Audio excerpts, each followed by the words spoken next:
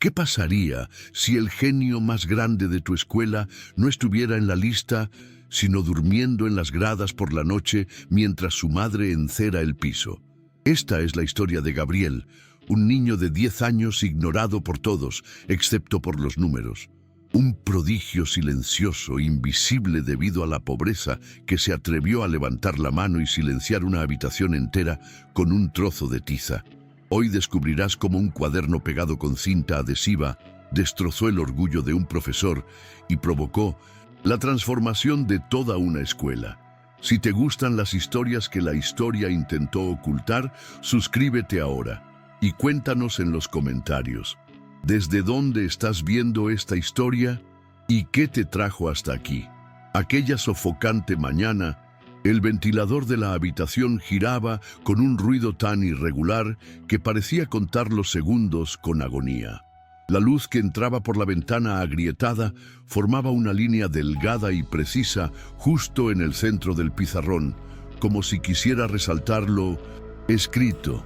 Una ecuación de segundo grado que el profesor Álvaro Mena había dejado allí, impaciente, tras comprobar que ninguno de los alumnos la resolvería. Era solo la primera clase, pero el peso del día ya se podía sentir en los hombros sudorosos y las espaldas encorvadas de los estudiantes. Gabriel Marisol estaba sentado en la última silla, la que estaba contra la pared agrietada del fondo. Oficialmente, él no era parte de esa pandilla. Solo estaba allí porque nadie sabía exactamente dónde ponerlo mientras su madre limpiaba los baños. Apenas respiraba. Sabía que si se movía demasiado o preguntaba en voz alta, lo ahuyentarían.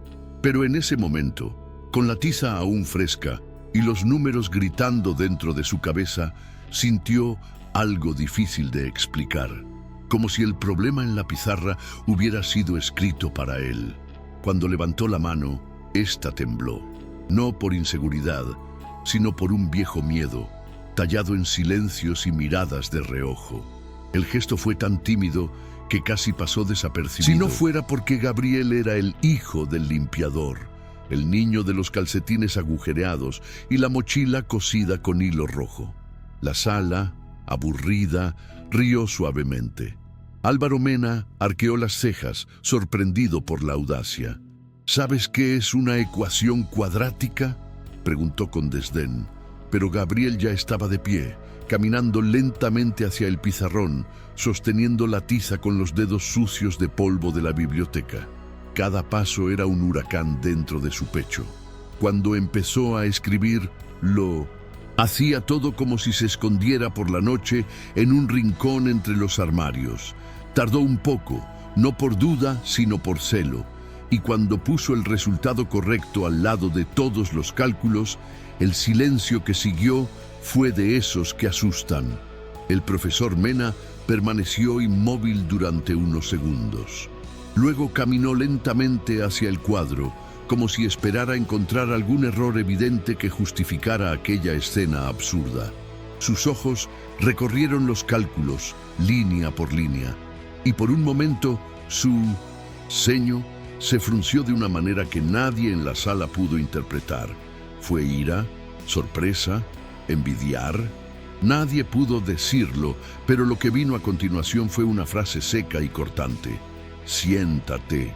Ningún elogio, ninguna crítica, ninguna palabra que reconozca el logro. Gabriel regresó a su lugar con el mismo silencio que antes, pero ahora el aire a su alrededor parecía diferente. La risa fácil de sus compañeros había desaparecido. Héctor Villaseñor, sentado en la primera fila, miró hacia otro lado. No había entendido la respuesta y eso le molestaba más de lo que quería admitir. Ese día algo cambió, ni para bien ni de manera clara. Fue como si Gabriel hubiera roto una regla invisible. Los brillantes no debían nacer entre las escobas y el olor a desinfectante. Los días siguientes estuvieron llenos de miradas de reojo, tanto curiosas como incómodas. Mena empezó a llamarlo por su nombre, pero nunca de manera educada. Su tono era siempre demasiado neutral, como si se esforzara por ser Imparcial. Cuando salió el anuncio de la Olimpiada Estatal de Matemáticas, Gabriel supo que era la oportunidad que había estado esperando. Él pidió inscribirse y el profesor aceptó. No sonrió, no animó, simplemente entregó un examen con preguntas que parecían venidas de otro universo. Gabriel, aunque tenía miedo, lo intentó con todo lo que tenía. Terminó antes que los demás. Lo revisó 3 veces y lo entregó con las manos sudorosas. Pero cuando salieron los resultados, fue como si nunca hubiera estado allí. Descalificado por errores básicos, decía la hoja pegada en la pared. La noticia se extendió rápidamente por los pasillos. Algunos colegas murmuraban que Gabriel había actuado mal porque pensaba que era demasiado inteligente. Otros, más atentos, recordaron haberle visto terminar la carrera antes que todos. Pero nadie se atrevió a afrontar el resultado. Después de todo, si lo decía el maestro, ¿quién podría dudarlo? Gabriel, por el contrario, permaneció en silencio. Él no protestó, no lloró delante de nadie. Él se fue temprano ese día sin siquiera mirar atrás. Esa noche, cuando su madre llegó para su turno de limpieza, encontró a su hijo acurrucado detrás de las gradas del gimnasio, con la cara oculta entre las rodillas y sábanas de ejercicios rotas a su alrededor. No era la primera vez que lo veía frustrado, pero nunca lo había visto así. Devastado, como si le hubieran arrancado algo que ni siquiera sabía que ya era suyo por derecho. Doña Marisol, con lágrimas en los ojos, se arrodilló junto a él y recogió una a una las páginas arrancadas. No entendí nada de aquellos cálculos, ni de las complicadas palabras que Gabriel escribió en los cuadernos que encontró en la basura. Pero él sabía reconocer el esfuerzo, y eso era puro sudor mezclado con dolor. Con cuidado, pegó todo con cinta adhesiva, cada esquina, cada trozo de papel rasgado, y armó lo que llamó el cuaderno azul de la verdad. Lo guardó en el fondo de la bolsa junto con los productos de limpieza y, entre un pasillo y otro, lo olvidó en el armario de la sala de profesores. Fue un error, sí, pero quizás el más importante de sus vidas. Días después, al abrir la puerta de acero para sacar la escoba, Mena encontró el cuaderno. Pensó en tirarlo, pero algo, quizás la culpa, quizás la curiosidad, lo hizo sentarse y comenzar a hojearlo. Las primeras páginas estaban llenas de facturas torcidas, márgenes garabateados y palabras mal escritas. Pero a medida que avanzaba, el profesor Mena notó algo que le hizo contener la respiración. Los métodos estaban ahí, de forma sencilla, casi ingenua, pero con una lógica tan clara que parecía imposible que pudiera haber salido de un niño de 10 años. Había cálculos que a él mismo le había llevado años comprender en la universidad y que había resuelto con atajos en los que jamás habría pensado. Referencias a matemáticos indios, observaciones sobre simetrías ocultas en problemas clásicos e incluso un intento de crear un método propio para dividir polinomios. Mena, con el cuaderno en su regazo, pasó horas allí, leyéndolo, releyéndolo, cerrándolo y volviéndolo a abrir. Y luego cayó en la última página. Era una carta, escrita con la misma letra pequeña e irregular. Profesor, si me equivoqué, ayúdeme. Si tenía razón, no me borre. Fue como si me hubieran dado un puñetazo. Mena se levantó con el corazón acelerado, sintiendo el peso de esas palabras como si hubieran sido escritas directamente en su conciencia. Por primera vez en años, no pudo dormir esa noche. Recordó el momento en que descartó el examen de Gabriel sin siquiera corregirlo, solo porque sabía que no provenía del estudiante que había elegido. Recordó la expresión del niño frente a la pared, la mirada de su madre, siempre discreta pero firme. En los días siguientes comenzaron a circular rumores entre los estudiantes. Algunos dijeron que el profesor había hecho trampa, otros que la escuela estaba encubriendo algo. Mena sabía que el silencio no duraría mucho y ya no. Quería esconderse detrás de él. Buscó al director y, en una reunión a puerta cerrada, le confesó todo. Dijo que había cometido un grave error. Dijo que necesitaba arreglarlo. Y por primera vez lloró. La dirección del colegio, asustada ante la posibilidad de un escándalo, actuó rápidamente. En lugar de admitir públicamente el error, optó por una solución que pareciera justa a los ojos de la comunidad: reabrir el proceso de selección para los Juegos Olímpicos y ampliar la participación incluso a los estudiantes que habían abandonado. Mena aceptó la condición, pero sabía que necesitaba ir más allá. No bastaba con arreglar el aviso o darle una nueva oportunidad. Había que acudir a Gabriel. Esa misma tarde, con la libreta azul bajo el brazo, subió a la favela Los Milagros. El barrio era un laberinto de callejones estrechos, con cables eléctricos enredados como enredaderas, olor a comida frita en el aire y perros ladrando en cada esquina. Golpeó a la puerta de la casa de madera y aluminio con un nudo en la garganta. Fue doña Marisol quien abrió desconfiada, con las manos todavía sucias de detergente. Gabriel apareció justo detrás, descalzo y con la camiseta suelta colgando de un hombro. El maestro extendió el cuaderno y simplemente dijo: «No puedo devolver lo que tomé, pero puedo abrir la puerta que cerré». El niño no respondió inmediatamente. Se quedó mirando el objeto como si fuera un pedazo de sí mismo que había sido arrancado y había regresado de repente. La desconfianza era visible y tenía razón. Cuando creces aprendiendo a dudar de los elogios y a esperar el corte antes del abrazo, es difícil aceptar el arrepentimiento como algo real. Pero la mirada de la madre, de pie tras la puerta, conteniendo la emoción entre las pestañas, lo decía todo. La dignidad no se puede externalizar. Ella no rogaría por nada, pero tampoco dejaría que su hijo bajara la cabeza por miedo a confiar. Después de un largo silencio, Gabriel tomó el cuaderno, asintió con un movimiento casi imperceptible y dijo: «Está bien». En la mañana del nuevo proceso de selección, la escuela lucía diferente. 3 profesores de escuelas públicas estuvieron presentes para supervisar la aplicación de la prueba. Un gesto simbólico pero necesario para garantizar que nadie más fuera silenciado tras las cortinas de la autoridad. La sala estaba llena e incluso a los estudiantes que no iban a participar se les permitió mirar, como si fuera un espectáculo. Y en cierto modo, así fue. Gabriel entró con la cabeza en alto, sin mochila, solo un lápiz en el bolsillo y el cuaderno azul en las manos, como si llevara un escudo. Mena lo observaba desde lejos, intentando no interferir, pero visiblemente nervioso. Héctor también estaba allí, pero esta vez sin la misma seguridad que antes. La presencia de los inspectores y el revuelo entre sus compañeros le afectaron. Por primera vez, tal vez, comprendió que el privilegio no sustituye al talento. La prueba fue larga, pero Gabriel no pareció notar el tiempo.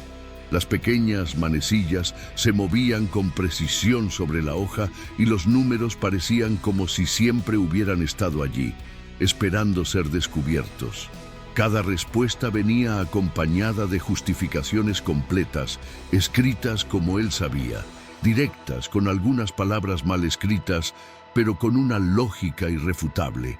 Cuando terminó, todavía quedaban 15 minutos. Revisó todo una vez más, respiró profundamente y se levantó. Se dirigió a la mesa de los inspectores y entregó la prueba sin mirar a nadie. No había arrogancia en su gesto, solo la tranquilidad de quien sabe que hizo lo mejor que pudo. Mena, desde el fondo de la sala, sintió una opresión en el pecho. En su interior estaba animando como nunca había animado a nada en su vida. Porque ahora ya no se trataba de competir, se trataba de corregir una injusticia. Se trataba de devolverle a un niño lo que el mundo siempre había intentado quitarle: la oportunidad de ser visto. El resultado salió 2 días después. Gabriel lo había logrado. No hay ningún error, no hay duda. Los inspectores firmaron un informe confirmando la autenticidad de las respuestas y destacando que, incluso entre estudiantes mayores de otros centros educativos, ese desempeño destacó como excepcional. Fue la primera vez que el nombre de Gabriel Marisol apareció en el tablón de anuncios de la escuela sin estar asociado a una nota disciplinaria o de asistencia. Allí estaba, en letras grandes, bajo el título Representante oficial de la Escuela en la Olimpiada Estatal de Matemáticas. La reacción de los estudiantes fue mixta. Algunos aplaudieron, otros fingieron no ver, pero nadie pudo ignorarlo. Por primera vez, no era invisible.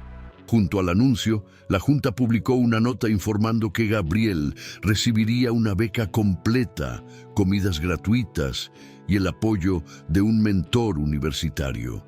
Fue más de lo que él y su madre podrían haber imaginado. El viernes siguiente, durante la reunión de padres y alumnos, el gimnasio del colegio estaba abarrotado. Mena, con la misma camisa azul de cuello deshilachado que siempre vestía, subió al escenario improvisado con el micrófono en sus manos temblorosas. Pidió hablar y fue directo. Juzgué la portada, destrocé la historia y casi quemé al autor. Por un segundo el silencio llenó la habitación. Luego vinieron los murmullos, las miradas y, finalmente, los aplausos, no de euforia, sino de reconocimiento. Doña Marisol estaba allí, sentada en la última fila, sosteniendo una bolsa con paños de piso y un termo con café. Él no sonrió, él no lloró, él simplemente miraba a su hijo con esa misma mirada firme de siempre, como si ya supiera que eso sucedería, tarde o temprano, porque sabía lo que llevaba en sus brazos cada día, un genio pequeño, silencioso y absolutamente incansable. La vida no volvió a ser un cuento de hadas después de eso, pero algo importante había cambiado. Ahora Gabriel era escuchado. Los profesores, antes indiferentes, empezaron a llamarlo por su nombre en clase, a preguntarle si necesitaba libros, a mirarlo a los ojos. La sala de la biblioteca, que anteriormente solo servía como almacén, fue limpiada y reabierta. Un grupo de madres de la comunidad organizó una campaña para recolectar libros y reparar los ventiladores. Incluso la ventana rota de la habitación 3 fue reemplazada por una nueva, donada por un comerciante local. La escuela parecía respirar un aire diferente. Los estudiantes empezaron a preocuparse, tal vez no por las matemáticas, sino porque vieron que alguien como ellos podía ganar. La transformación no fue instantánea, pero fue real. Y todo empezó con un niño que solo quería resolver una ecuación. Gabriel, por su parte, se mantuvo igual en muchas cosas. Todavía caminaba con sus zapatillas cerradas con cinta adhesiva. Todavía se escondía detrás de los armarios para leer en silencio. Todavía hablaba en voz baja, como si el mundo fuera demasiado grande para su voz. Pero ahora tenía un lugar, un espacio donde su presencia no fuera tolerada por lástima, sino reconocida por mérito. En las tardes más tranquilas, regresaba al último escritorio de la habitación, el mismo donde había resuelto la primera ecuación, y abría su cuaderno azul, que estaba cerrado con cinta adhesiva. Sobre la mesa colocó un pequeño globo de cristal que había recibido de su mentor como símbolo de su actuación. Cuando el sol entró por la nueva ventana e incidió en aquel objeto transparente, la luz se extendió en suaves colores sobre el cuaderno. Era una escena sencilla pero poderosa. Incluso con grietas, el mundo aún podía iluminarse desde todos los lados. Uno de esos días, un estudiante más joven, curioso por el brillo del globo de cristal, se acercó lentamente y preguntó si podía tocarlo. Gabriel asintió con calma y empujó el objeto hacia el centro del escritorio. El niño giró suavemente el globo y rió suavemente mientras veía los reflejos bailando en las paredes. Luego preguntó, ¿es cierto que casi no entras a esta escuela? Gabriel pensó en responder con una larga explicación, pero prefirió algo más sencillo. Es cierto que casi me voy. El otro asintió como si entendiera, aunque no comprendiera del todo, y regresó a su habitación. Ese momento, breve y silencioso, dijo mucho más que cualquier conferencia. Fue el comienzo de algo más, de una historia que continuaría incluso sin grandes anuncios, donde Gabriel se convertiría en un referente para los que vendrían después. El profesor Mena comenzó a visitarlo con frecuencia, ahora en un rol diferente, el de alguien dispuesto a aprender. Trajo libros, hizo preguntas y en muchos casos escuchó más de lo que habló. Sentí que no solo estaba reparando el pasado, sino ayudando a escribir un futuro menos desigual. Algunos padres aún lo miraban con sospecha y él lo aceptaba sin resistencia. Después de todo, la redención no borra las heridas, solo evita que se abran otras nuevas. Marisol, a pesar de su cansancio y de sus manos cada vez más callosas, caminaba diferente por los pasillos. Ahora, otros empleados la saludaban con respeto, la llamaban por su nombre e incluso le preguntaban su opinión sobre pequeños asuntos del colegio. Nadie lo dijo en voz alta, pero todos lo sabían. Ella fue quien sostuvo a su hijo en el momento en que el mundo quería romperlo.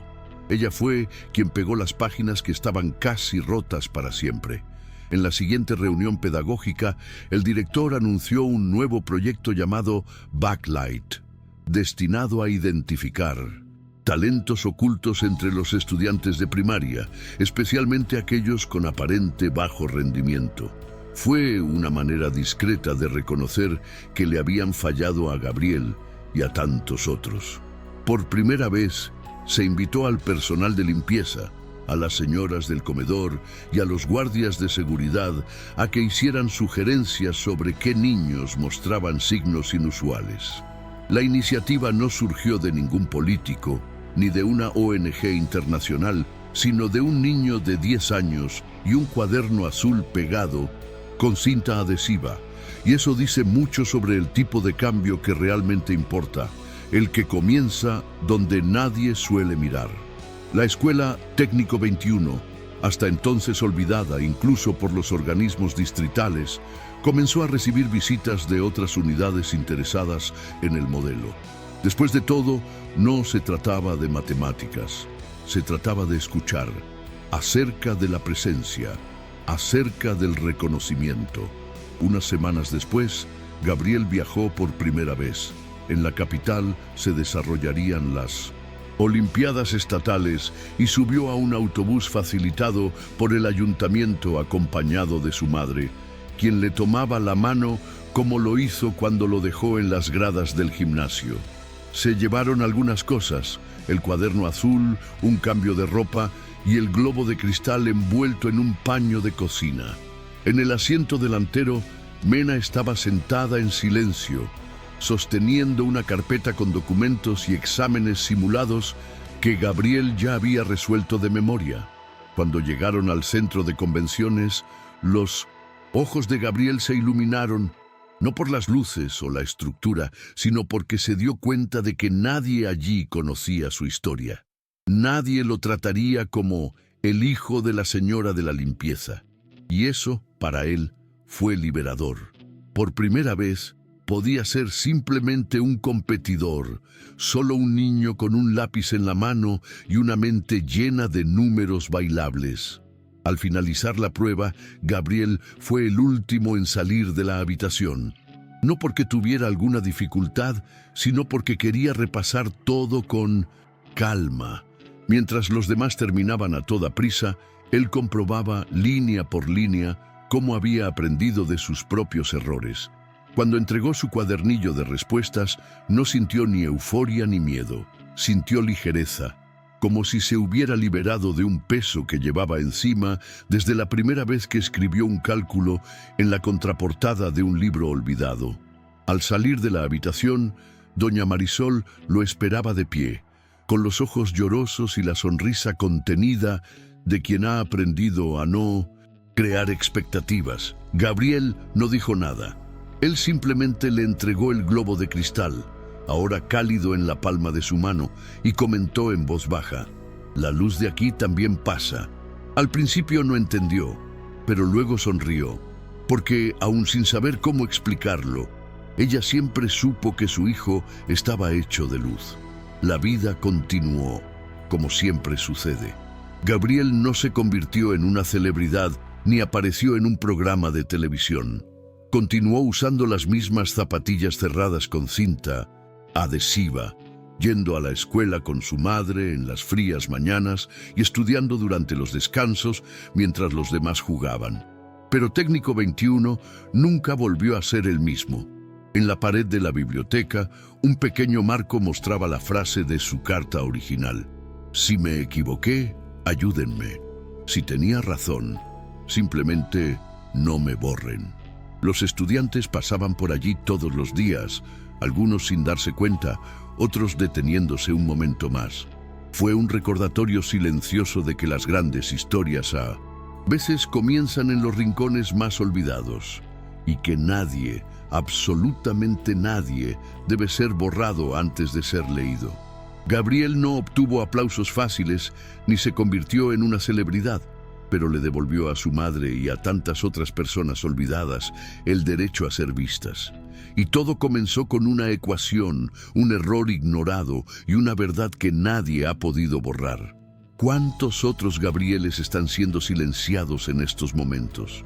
¿Alguna vez te has parado a pensar en esto? Si esta historia te conmovió, dale me gusta, suscríbete al canal y compártela con alguien que necesite escucharla hoy.